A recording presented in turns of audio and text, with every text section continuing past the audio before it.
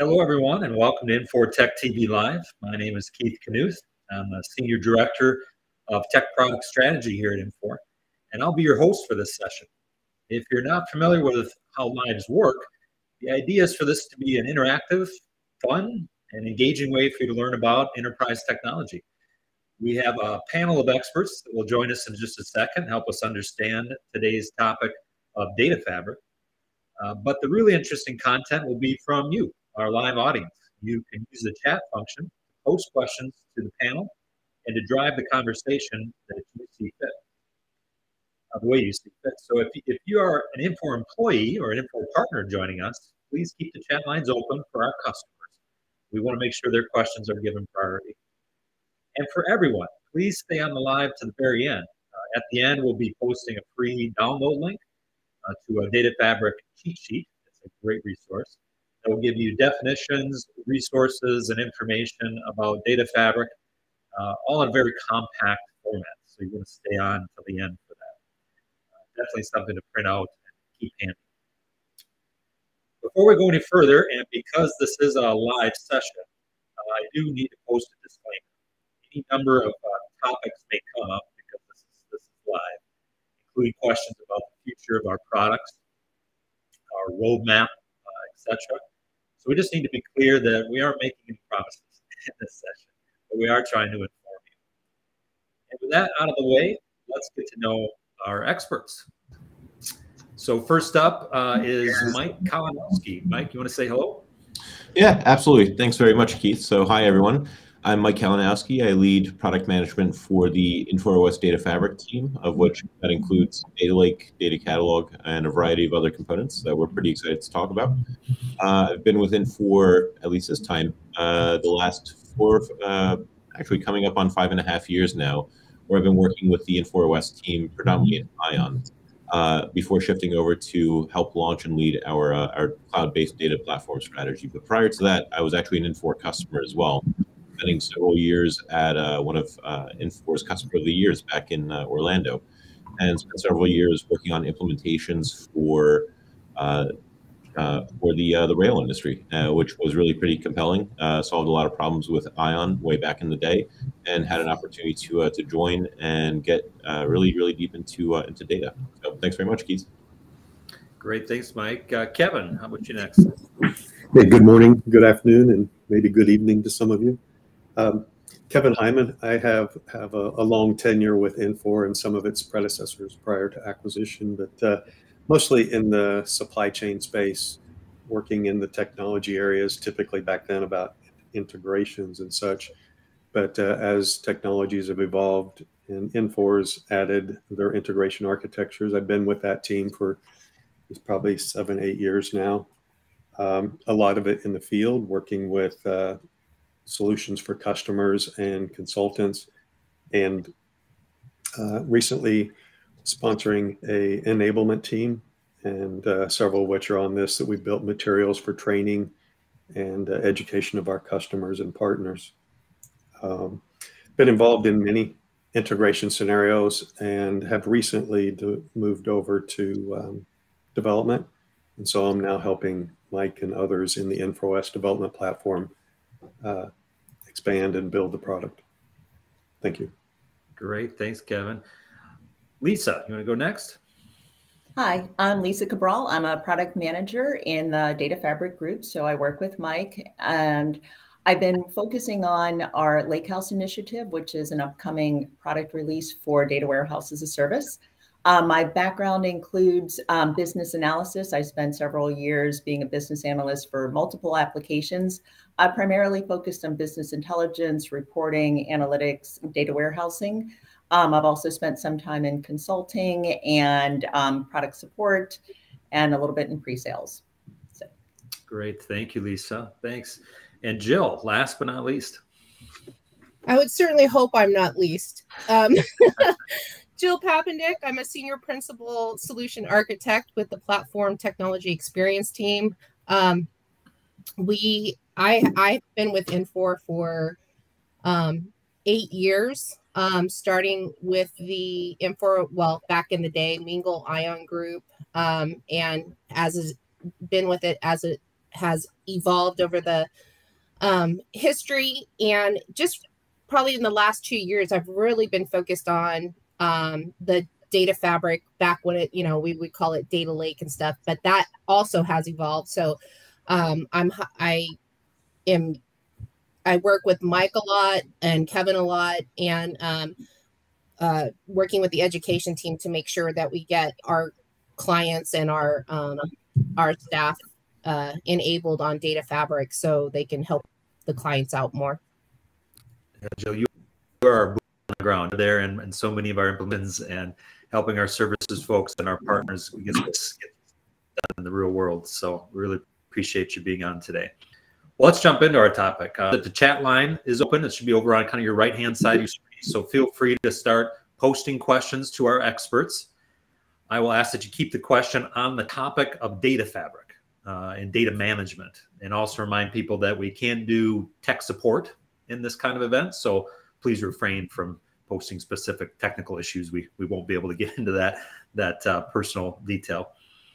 But let's start off. So the first question, I think I'll send to Mike first off. It comes from a previous session we did recently. And the question is, this is great. What is data fabric? Is this just a new name for data lake? And how is it relevant to my day-to-day data management tasks? Yeah, it's actually a really fair question. And I think as frequently as we release software, I think we release new names as well. So I think back in it must have been 2017, we announced a new cloud-based initiative around data platforming and data strategy. And we saw on main stage down in Inforum that we had announced Data Lake, which was sort of our approach towards solving for a different set of problems that we saw coming up over the next several years over the horizon. And so rather than building a conventional data warehousing strategy, we elected instead to really build around this concept of a data lake, really start to work with all of our portfolio applications to start capturing not just the data that is used to answer questions today with analytics, but also how do we start to think about data and its importance for future investments, things like AI and machine learning. But there's a very rich ecosystem there. So over the next several years after that, we really focused on getting the basics down with our data platform strategy and data lake, and started working on delivering out-of-the-box analytics, Class B analytics, and so on. But over the last 2 years, we've really focused additional investments in and around data that aren't necessarily directly to do with data lake.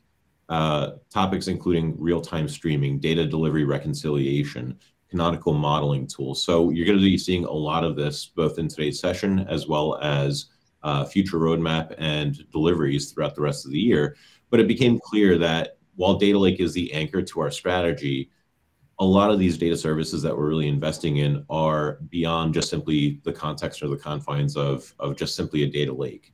Data lake is a huge, huge anchor where we centralize all of our information so that we can query, analyze, ask questions, process information and data, identify trends. But there's also a need for real-time capabilities in other areas of data that remain untapped in the enterprise market, or at least that's sort of our perspective here. So as we start to release more and more of these capabilities over the next 12 to 18 months, not all of it is just strictly data lake. Data lake features very prominently as part of the overall solution architecture, but it's more accurate to categorize this under its own product umbrella, which is where data fabric comes from. So it's a harmonization of a lot of these technologies, tools, and strategies, but rather than taking a very puzzled best of breed type of approach where we're going to introduce new technologies, new layers, and they don't really vibe or feed off of each other. All of these are very thoughtfully, and I think actually pretty cleverly layered in on top of one another. So it enriches the existing ecosystem, the existing investments that you made around data lake as well. So you're going to hear a lot more about that, but ultimately data fabric is this new category that represents all of our data investments, and data lake is at the core of that. So data lake continues to be a product that we feature at the center of the solution architecture, but you're going to see a whole lot more coming out over the next several months, especially. That's great. I think that makes a lot of sense, Mike. We had a question come in from GreekVid in the chat, and he asks, or he or she asks, is the data lake well suited to hang a third-party BI tool off of, as an alternative to hosting your own data warehouse to do so. And I'll just throw that out to group, to whoever wants to jump on that one. I think that's a great one for Kevin or Jill, actually, right up your wheelhouse. Well, I mean, I guess part of that is what Mike just said, the maturity that we're working on and going forward. But today, we offer capabilities where you can use APIs to pull data down from our data lake, and you can pull them as raw files and parse them and process them yourself. Alternatively, the Compass APIs, which give you that SQL-like experience, could be used to extract data from our data lake and process it downstream. And if Kevin, you're stealing my thunder. You're totally stealing my thunder, man. All right. Well, But Kevin's absolutely right. I mean, some of the tools right now are, if those tools can utilize a JDBC driver, very easy enough to pull the data. Tools, we have an ETL tool that can bring the data lake data down to an on-prem server that then can be used for your BI tools. And we're, future technology, Mike can totally, he elaborated on that. There's things that are coming that are going to make some of that stuff a lot easier. We're just not there yet. Just open and honest about it, right? So we're evolving and we're going to get there. Maybe a follow-up question, or kind of hidden inside GreekVid's question, was the question of what's the difference between a data warehouse and a data lake? Why would you use one versus the other? Yeah, so I think actually a good academic answer might also be suitable here. So data lake as a data strategy makes a lot of sense to complement existing data warehousing solutions or to build data warehouses off of. They are not competing or replacement technologies for one another. Oftentimes they complement one another. And so in the same way that typically organizations build out data warehousings to answer, the questions that they need to answer for quarter and year-end reporting, or how's my business doing today, people don't often retain or keep data that's otherwise not useful in answering those types of questions. So a data lake allows us to capture infinitely a lot more information that the company is generating for future endeavors, for future development. And so can you technically point BI tools at a data lake? Absolutely you can. But I think you also need to recognize that when we look at ideal solution architectures and at the industry level, the best practice tends to be that one complements the other. And so from a data lake, you're starting with a huge wealth, effectively a lake of all this information. But really, your data warehouse is a nice filtered, clean bottle of water, something to run your business decisions off of on a day-to-day basis. And so you can absolutely connect the two technologies together. And there are absolutely analytical and analysis use cases that we see customers driving every single day. But as a means of and matter of best practices, what we often see and what is most successful is when customers use a data warehouse between a data lake and their BI tool in order to make sure that their executives are happy when those pie charts load. Great. Thank you, Mike. There's another question coming in from Raj. And this is kind of a product future, maybe product roadmap question. So Lisa, maybe as your representative from development for us, this might be for you. Will the Infor Data Lake be available to connect as an ODBC data source in the future? Right. Currently to query the data lake. Right. Yeah. ODBC. So currently, Data Lake is available to query through Compass JDBC driver. So we do have an ODBC driver in the plans for the future, but currently it's JDBC access, or what most of our customers are using right now is actually the set of Compass APIs. And the Compass APIs are async APIs where you could submit a query and then pull for the status and then pull the results down. Just on that topic, one of the more recent features that we introduced with the APIs is a way to page out the result set. So one of the questions that we've had before is, I'm generating a query and the result set has 1 million rows. Well, I can't come in and get 1 million rows at a time. So, what are my options? And so these new APIs allow you to basically generate that query result set of 1 million records, and then you can page them out in manageable chunks. So if you can only take 20,000 rows at a time, or, 5 mega rows at a time, you can be able to pull those down to get them all to the client. not discounting the fact that, some customers really do need an ODBC driver. We do have customers that are using third-party bridges. So they're using ODBC, JDBC bridges and, working out the connections that way. So, Lisa, I'll just kind of bridge a question off from that a little bit. Yeah. Are you seeing in the industry people kind of move away from Windows-based driver technology when accessing cloud-based resources and going to, like you mentioned, REST APIs? Is there a trend one way or the other?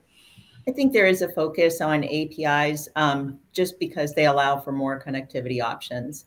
But I don't know if anybody else in the panel wants to answer that question as well. Yeah, so I would just jump in and as well say, like, I definitely echo that sentiment. I think what we see in how our customers actually use the platform today is that a significant majority actually leverage the APIs. And so they're querying data through the Compass APIs. And I think we're seeing something like 85–90% of customer growth, usage, utilization, development actually happening through the APIs. And I think that's actually a pretty strong indication, metrics-wise, that there's a preference there, that more and more applications outside of the Infor ecosystem are also leveraging and hinging on that. And Lisa made a really good comment. Today our APIs are asynchronous, and it is a nod towards something we're very early on our roadmap right now. But we're actually also looking at adding in synchronous APIs for some types of use cases to help eliminate some of that orchestration and frustration for third-party or other types of data processing scenarios. So we'll have more information on that a little later this year, but indifferent or independent of the actual ODBC conversation, I think most of the industry and most clients that we end up seeing today have a preferential treatment towards RESTful services, which makes CI/CD management lifecycle a whole lot easier at the end of the day. Well, I think that ties with that theme of data warehouse versus data lake, right? What your application is going to orchestrate and expect for performance is more aligned with APIs, potentially JDBC, but typically APIs. Great. That's a good summary. We're getting questions more fast and furious now, so we'll try to get through them. Naresh asks, which query language more inclines with Compass query? Well, that brings in a term that we may need to define a little bit. What is Compass? I don't know if anyone can kind of show that tool right now. It might be nice to see what Compass is for some of the new people joining. But maybe you could answer that question about the language used with Compass and what it is. Most of the query language that has been infused into the Compass service is SQL. So anybody that has and most components of the SQL language have been installed into the Compass. So you can write a very simple SQL query, select star from whatever object you're looking at, to very complex joins in that manner, as well as there's some Spark features. I mean, the level of SQL in there is quite large. Any of the trims and writes and sums and aggregation that you might have in SQL. We do have some for Spark. It's not as large as the SQL, but at the end of the YouTube Live, Keith had mentioned that we'll have a cheat sheet, and in that cheat sheet should be some of those SQL and Spark functions in there. Yeah. Can you see my screen? We can. Yes. Okay, great. So this is the Data Fabric application. So if you're used to accessing Data Fabric or Data Lake through ION Desk, there is a new Data Fabric application that we have, and specifically for SQL queries, we offer Compass. So Compass is the SQL language-like way to query the data that you have in your data lake. So along with the menu options on the left here, we have a nice little quick link that we can go right in. So on the left side, you'll see all of the objects that you have in the data lake. So this is your object definitions for the things that you have. I'm just going to quickly take a look at some statistics tables that I loaded for basketball teams. So if you look, you can see this object that's actually in the data lake, and you can see the columns in the object. And then you have some options here. So this is just a select statement, and this is the select statement that was generated. So as you can see, it looks very much like SQL Server. and you can run the query and we'll pull the result set down. Lisa, I might have to get this set of data out here, because when I do my training or any demos, it's usually with something called demo grapes, and Kevin makes fun of me all the time. He calls it my fruit salad because I have grapes and tomatoes and apples. So I might need to get the basketball information from you. Much more interesting data. You're right. Fair enough. So I would actually add a couple of things, because I think also the root of the question, right, is also like what is Compass, and I think it's an opportunity to share a little bit more about how we also look at this from our side, the technology team. So ultimately, Compass is not SQL Server. It's not a database. This is a query platform and a tool that allows us to ask questions using SQL on top of information that ERPs, your products are actually putting into the data lake. It's not just your ERPs. It can also be other products, other data sets from outside of the Infor ecosystem. Yeah. So it's the Infor data lake, but it's not just for Infor data. But what's really nice about this is that we can store data very economically. And that's one of the advantages of a data lake strategy as opposed to a data warehouse. Data warehouses are very, very fast, but they also tend to be very expensive. And so people make decisions to optimize for cost and performance. A lot of that data ends up getting left on the table because people don't want to deal with the performance implications or the cost incursions to say, hey, we got to scale up our data warehouse again. Data lakes allow you to store data as objects, where this is a commodity in the cloud at this point. It's so effective and efficient to store data at scale. And this is really built for petabyte level data storage. But we want to be able to ask questions of that data as well. So Compass is really the SQL-like interface that allows us to write ANSI SQL queries on top of the information that your products and your applications are actually sending over to the data lake. And Jill made a really good point. She mentioned something about Spark over here. So the query language that we use feels and looks very similar to something that you might find in Microsoft SQL Server. But we also have the ability to add functions over time. And in fact, actually a substantial portion of our library of functions have been added based on customer requests. So we get customer requests all the time to add new features and extend and enhance the Compass query language so that you can do the same things, but far more efficiently, something that's more out of the box. And we actually have a documentation portal on docs.infor.com where you're also able to take a look at all of the documented features and functions to see exactly what it supports.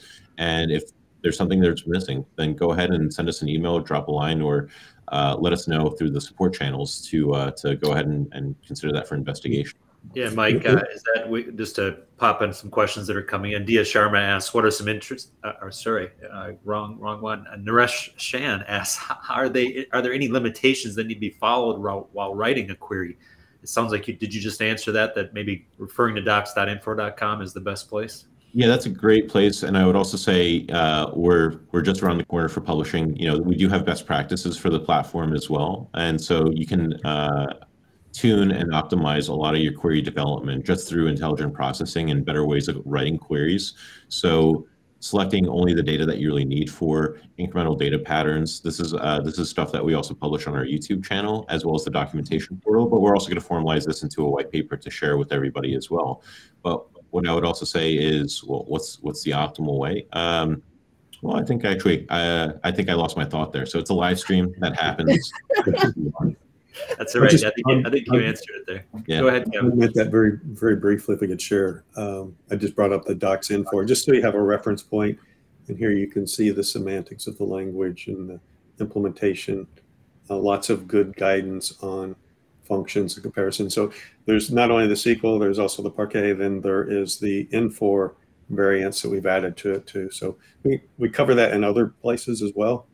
But I just wanted to draw attention to where that is if you do wish to go look for it. Thank you very much. And while we're on the topic of queries, Naresh also asks, does Compass support the concept of correlated subqueries?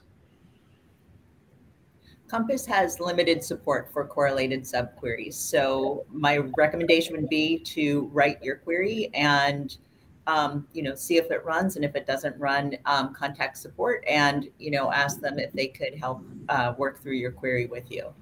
So, yeah, perfect. Yeah, perfect. Actually, we had a December update that actually expanded the breadth of support for correlated subqueries. That said, it's a hugely difficult topic to say yes or no definitively. Is your query going to work when you're using CTEs like that? So, like Lisa said, give it a shot and actually some improvements, and we continue to make these improvements as well. So. give it a shot, and then let us know. So then that way we can gather that feedback and take a look at how to optimize that in the future.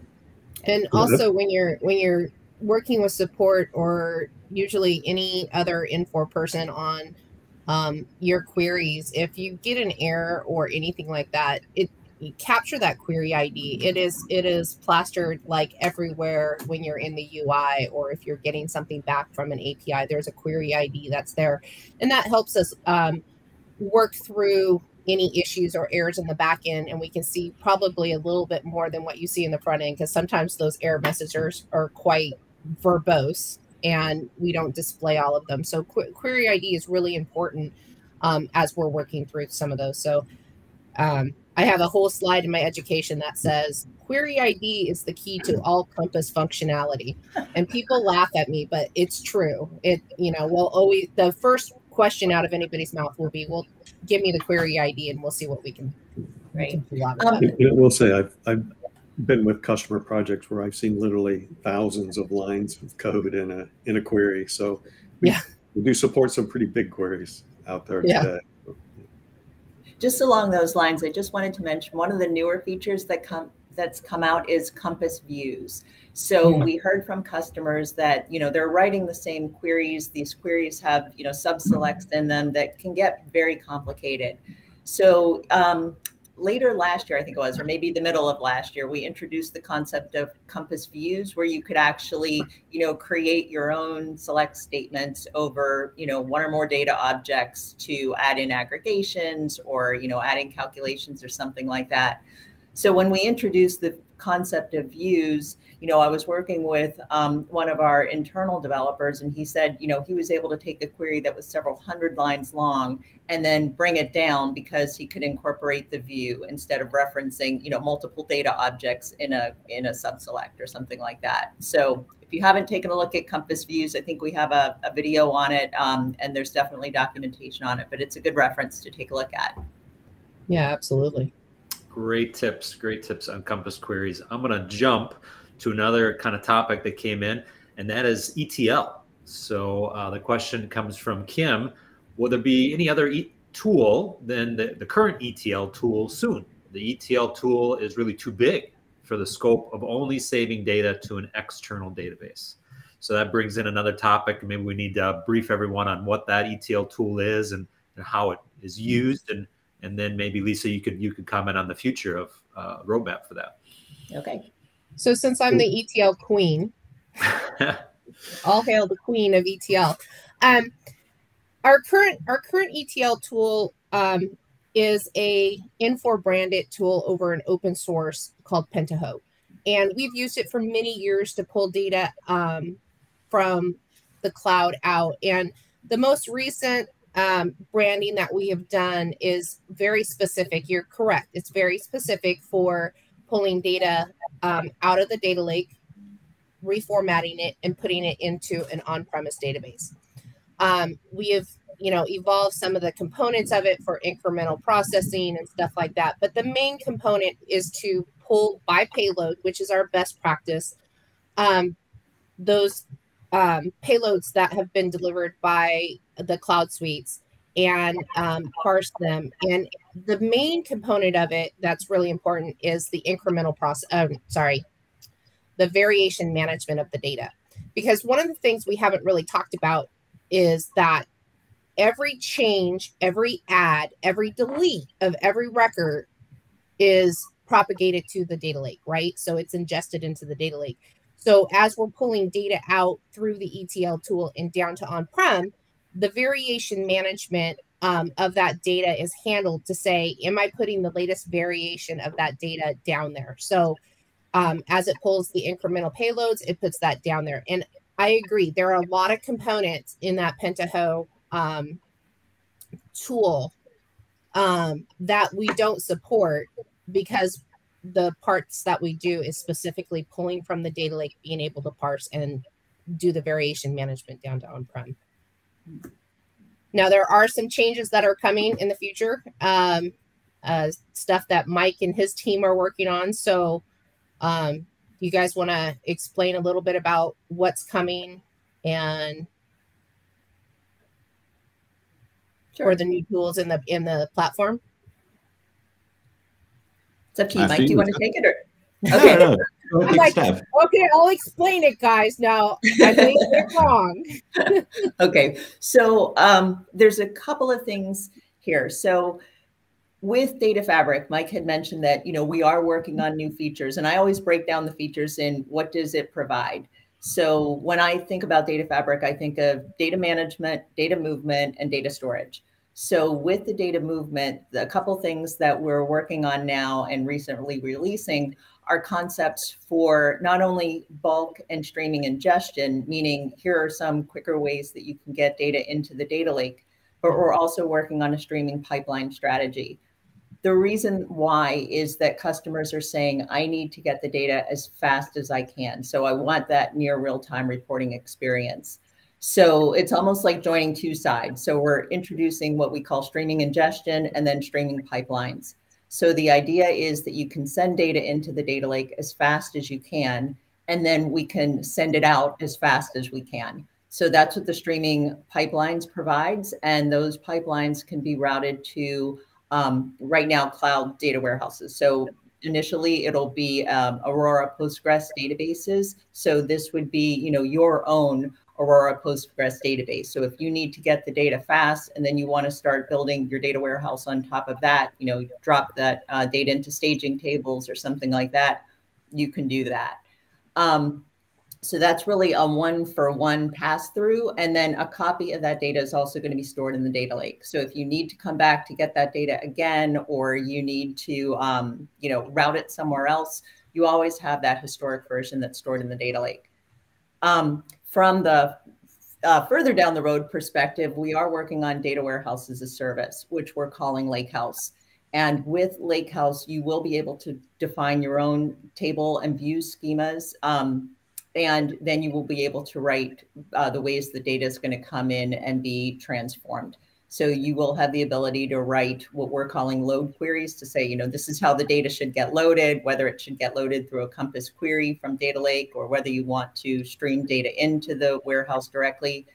And then we will have support for primarily SQL scripting.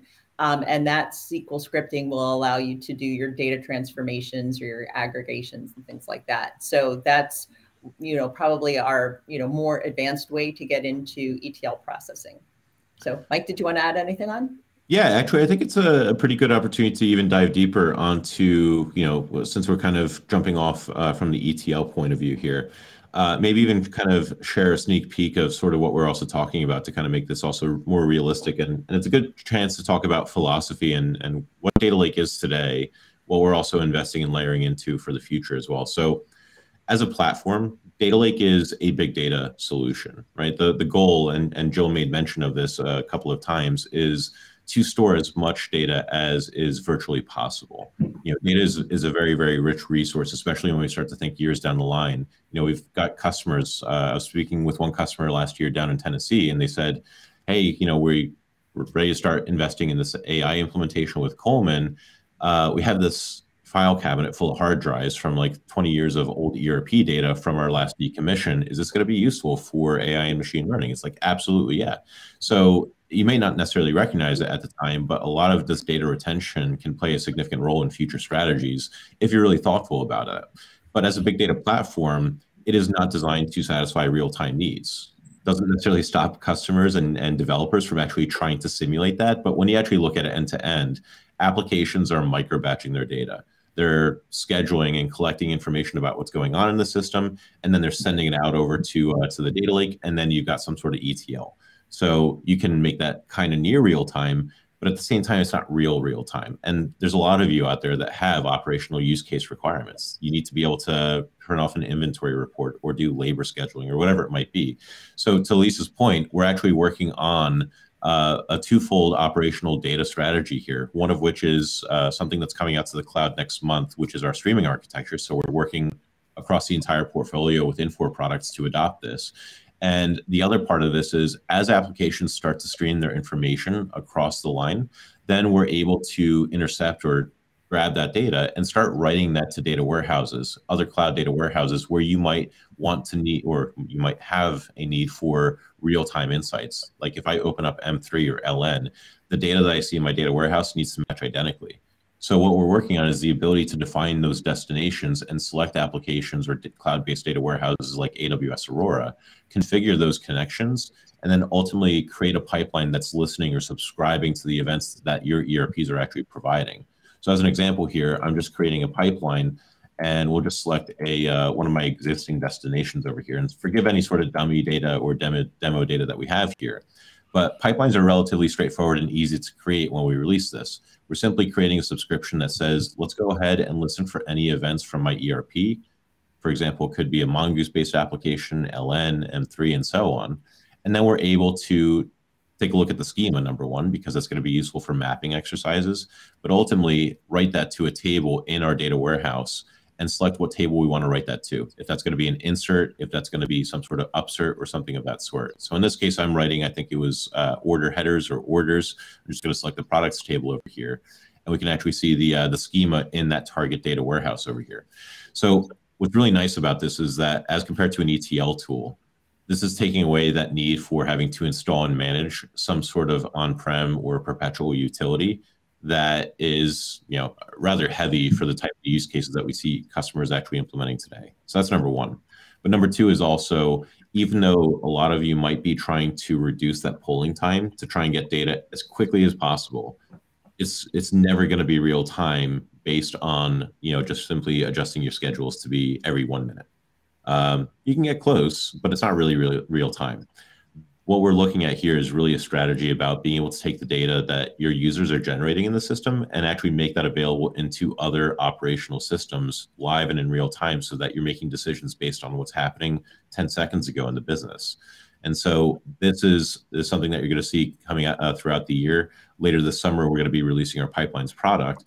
And even for applications that don't necessarily start streaming immediately, what's nice about this is as they push data to the data lake, our pipelines product is also able to push this data to its target destination. So it's simplifying the need for having to do these scheduled pulls. And instead, now this data is being fed to the systems that need to make decisions off of this. And so for the audience here too, when we put the disclaimer up at the beginning about talking about future products, this is the time to apply that disclaimer. Mike is talking, if you don't see this screen in your product, in your cloud, it's because he's showing you something from the future. They're working. I'm talking seasons and not years. I know I'm super excited about this, Mike. I know I'm really super excited about some of this new technology come out. And you can remember back in the day when you introduced Atlas, I was the one person standing on a soapbox saying this is the best thing next to sliced bread. So I think I'm finding the new best thing next to sliced breads or next to Atlas. So I'm super excited about it. Yeah. So just to continue my thought there, for the folks watching, be patient. These are topics that are coming, and to Kim's point, we totally get the feedback that some ETL on-premise tools are a little too heavy, and this type of solution is so. That's why this is so awesome, right? Yeah. It's so much lighter, so much quicker. And Kim actually posted a follow-up question that I think you hit on, Mike. Was what's the reason this today you couldn't do an extraction right inside a data flow using the database node through the EC connector? Why do we use the ETL connector today? And I think you answered it by saying, in the future, we're going to do something a lot like that. We're going to be doing these streaming pipelines so that you can do it right in your browser. Yeah, absolutely. That's a big part of it. Another part of it is actually also, Kim, you mentioned actually something very interesting, the word database. Data Lake is not a database. If you actually take a look at Atlas, for example, you'll find a copy of everything that's actually inside of your data lake organized by data object type. So Lisa was showing quite a bit of information about basketball games. So we'll focus on that. But what we can actually see here, if I can find a file that's a little smaller so we can actually take a preview here, but we can actually see what these files look like that we've ingested into the platform. So Data Lake is really two parts. It's a storage part and a compute part. And so those two things live independently of one another. Compass is our SQL interface that allows us to query that data. So it feels like a database. It looks like a database, but it's not a database. So that's why we don't have a database connector inside of ION to be able to do that partially. But the other thing is actually the types of use cases that we're looking at here. We have actually a lot of customers that are processing tens of gigabytes, if not hundreds of gigabytes of data through their queries at once. And so in a classical integration flow, when you think about ION use cases, it's really about keeping any two systems in sync with one another.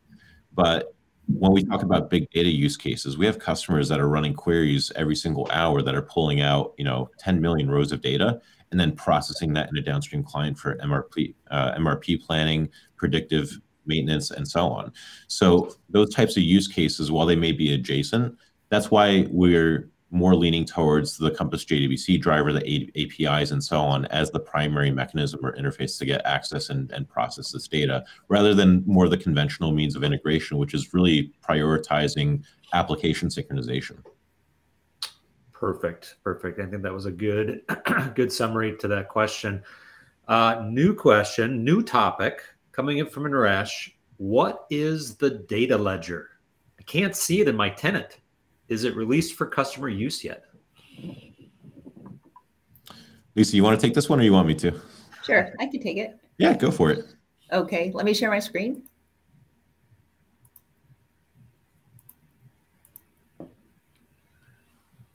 Okay, so the data ledger is an upcoming application. It's actually out right now, but it works in two ways. One is that the purpose of the data ledger is to allow you to basically monitor when objects land in your data lake. So one of the questions that has come in from customers is, I've done these transactions in my source system and I'm waiting to see them in data lake so I can query them through Compass or I can pull the data out. So where are these transactions? So we've come out with this data ledger, which is not a true data reconciliation tool, I would say, down to the actual rows of data, but this helps you to identify if the objects actually got to data lake and when they got to data lake. So this works in conjunction with your source application. So your source application would basically send out packets of data saying, I'm sending this data out to data lake and give me some statistics about this data. So in this case, this is just some sample M3 data. In this case, it's an object called CMN user. So this is the data object identifier. So basically, when these objects land in the data lake, we call them data objects. So a lot of times this is, a packet of JSON records emitted from the source system. When that data reaches the data lake, we show that it was ingested. So obviously this green indicator here indicates that it's good, meaning that it's a match. So the source system sent one object, the data lake got one object. In addition to the number of objects, there's the number of records in each object. So again, the source application would say, how many records did you send in this package? And they would say, well, I sent one record. We'll just use this for an example. So they said, we sent one record. Data lake said, I also have one record. And then there's the row count. So the source application basically takes a picture of the rows in CMN user at the time that the snapshot was taken. And then you can compare that to the number of rows that Compass actually records. So again, what you're looking for here is trends. So this is set up to be able to poll systems every hour or so to be able to say what has come in recently. And, really the effective way to use this would be to come in and say, do I have matches, or in particular, do I have mismatches? So if the source system said that it sent data that has not reached the data lake, that's when you want to dive in further and do more investigation to find out, am I tracking this information? Is this happening more? Could there be something wrong with the pipe between these two systems that I need to investigate? So that's the data ledger. We are working with a couple of customers right now, and then we expect this to roll out on a more global level as more of the source applications, start to adopt this ledger technology. So actually, Lisa, great explanation. Actually, I think it would also be great to talk about why why is there a need for such a ledger? What kind of problems is this actually solving, or at least what kind of problems are customers actually sharing with us that a ledger is actually needed to begin with? So can you speak to that?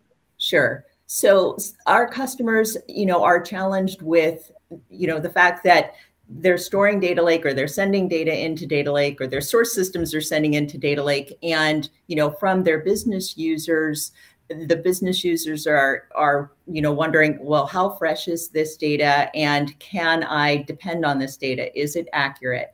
So the idea with Ledger is, if there are issues or problems, your operations people can catch those issues before your business users do. So it's not a problem that, well, it is a problem that, the data isn't getting somewhere in a timely fashion, but it allows the business to be proactive, to say, we can catch these anomalies and we can do something about them, or at least attempt to do something about them, or at least communicate the fact that there is an issue. So we had customers in the past that were, counting records in their source database and counting records in Compass. And so they were coming up with all different schemes to try to say, how can I compare apples to oranges at a particular point in time? And that's challenging, because the whole purpose of Data Lake is to be able to consume data or ingest data as fast as it comes in.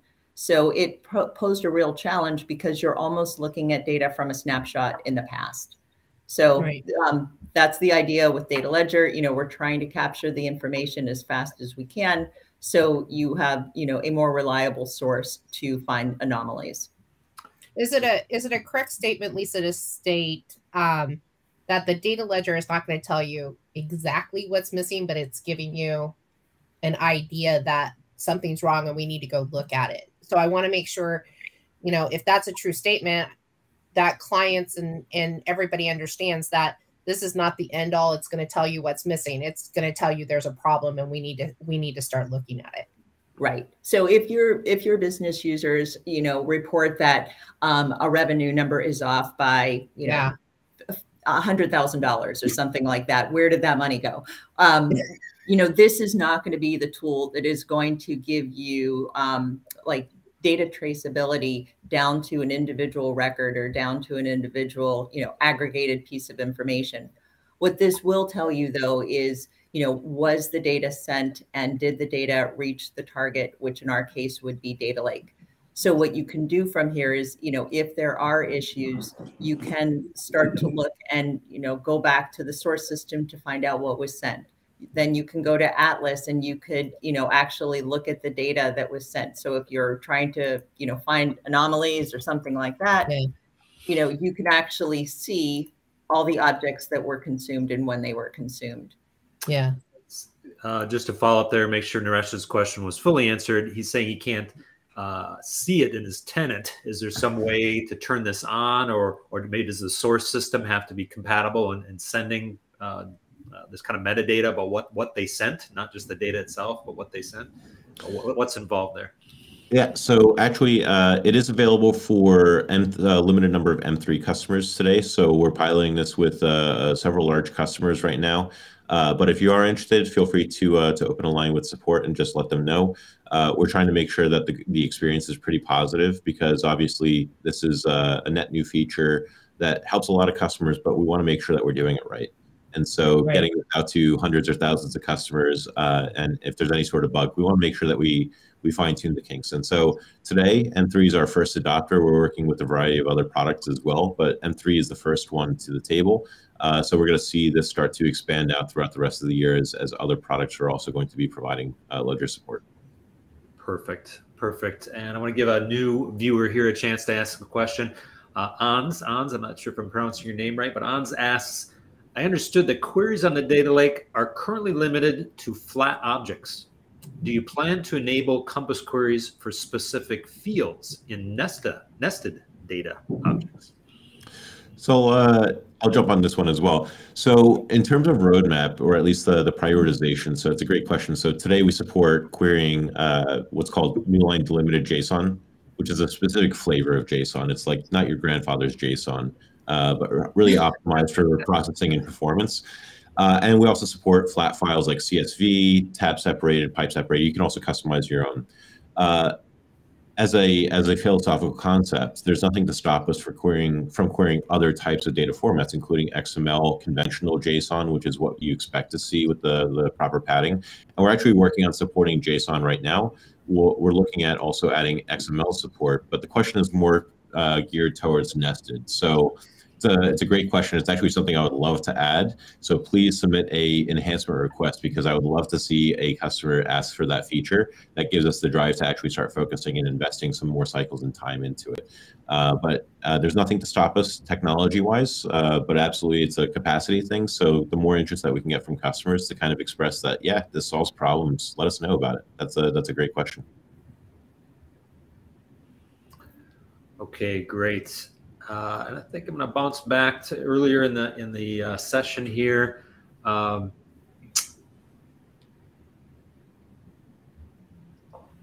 just scrolling through because we only have about 10 minutes left. Naresh asked, how is OneView different from Data Ledger? So why, kind of back to the Data Ledger question and investigating your data, why would you use Data Ledger? Why would you just write a query to check to see if your data was there? Why would you use one versus the other? Should we ask Kevin, OneView, Hyman? Yeah, very succinctly, the OneView is about data entering ION and data exiting or resting in ION, right? So it tells you all the path and history of data, whereas Data Ledger is more focused on observing some of that data did intend to go to Data Lake and that data did get to Data Lake. And it's probably the more optimal tool because it's monitoring and showing you the results versus you interrogating and building filters in OneView over all the data that's going through your system. So OneView is about the history of all data, whereas Ledger is one about Fabric and making sure the data got there and is reconciled. Plus that goes to the future, right, Kevin? As one of the things we didn't talk about was the new bulk ingestion or streaming ingestion, right?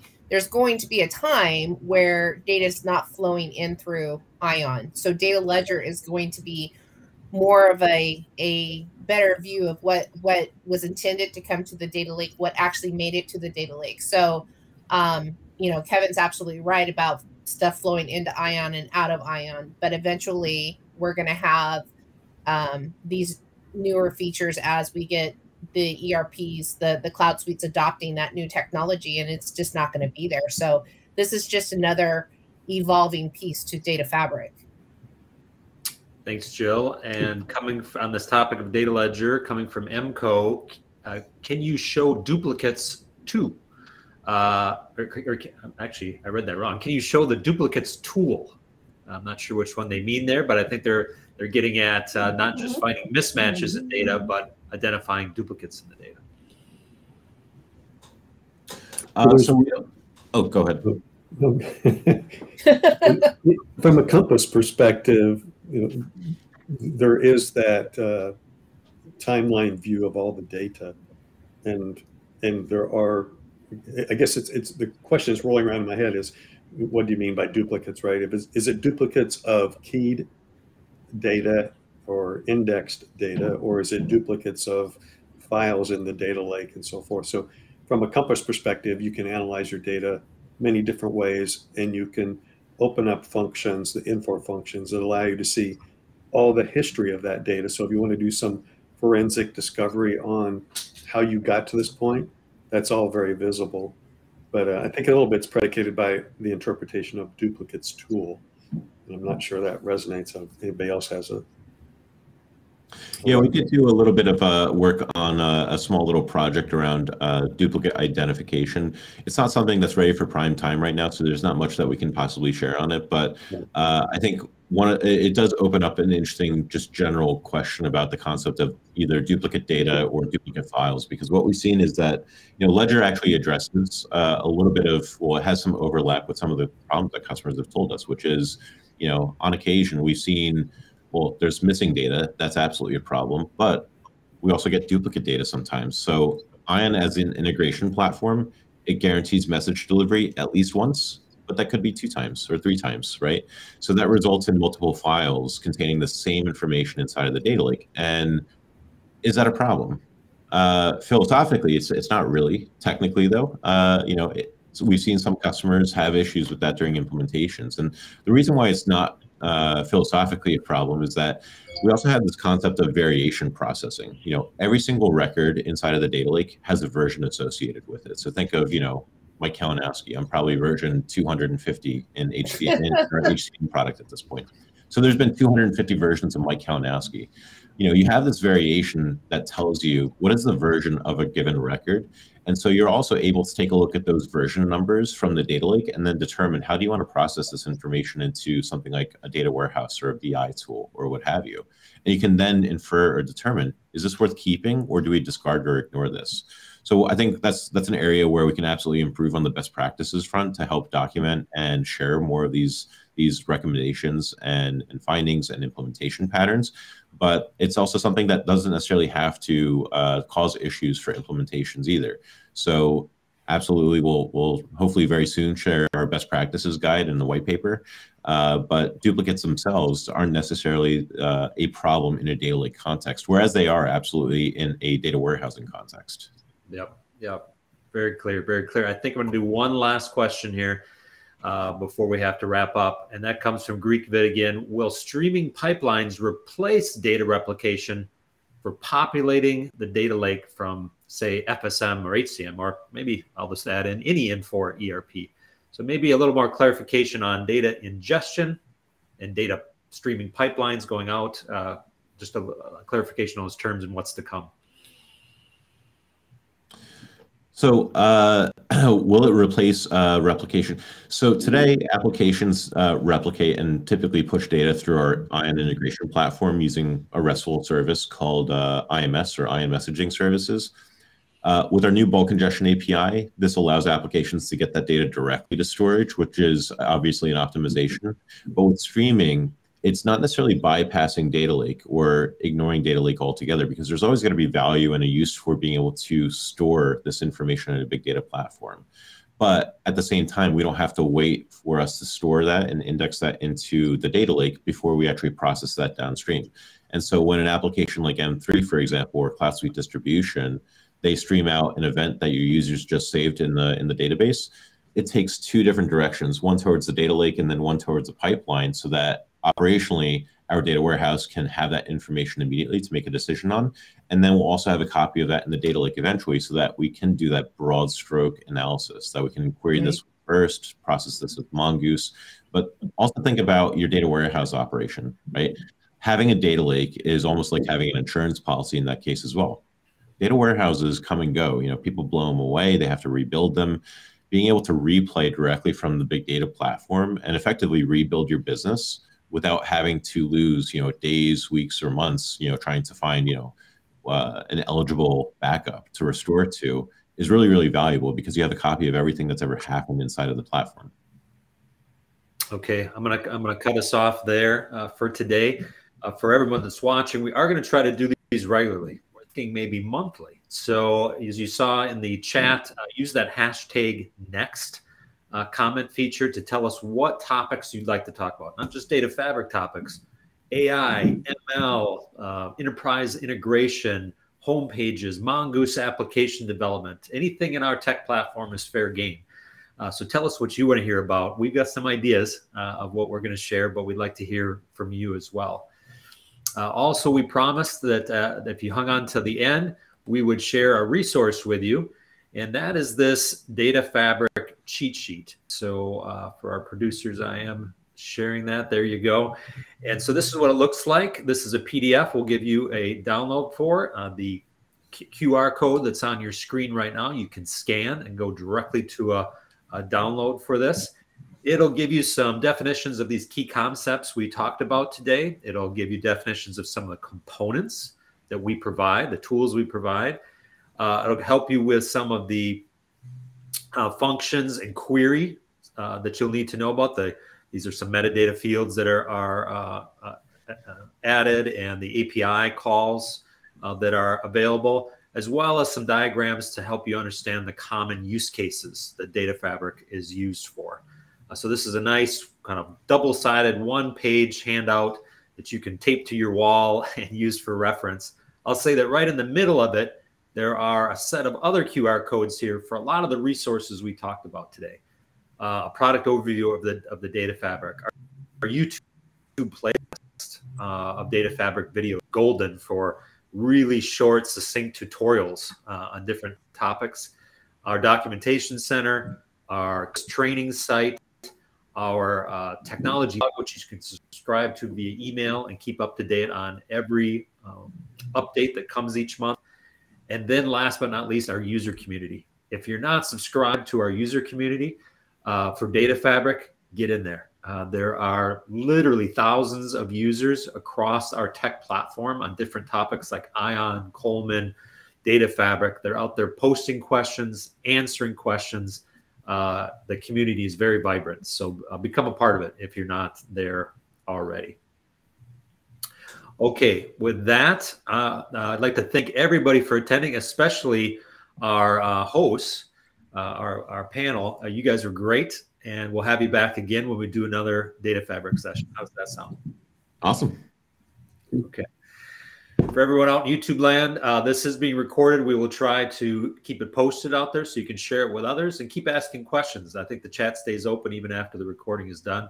So we'll stay with you as long as we can. Thanks, everyone. Thank you. Thank you. Thank you.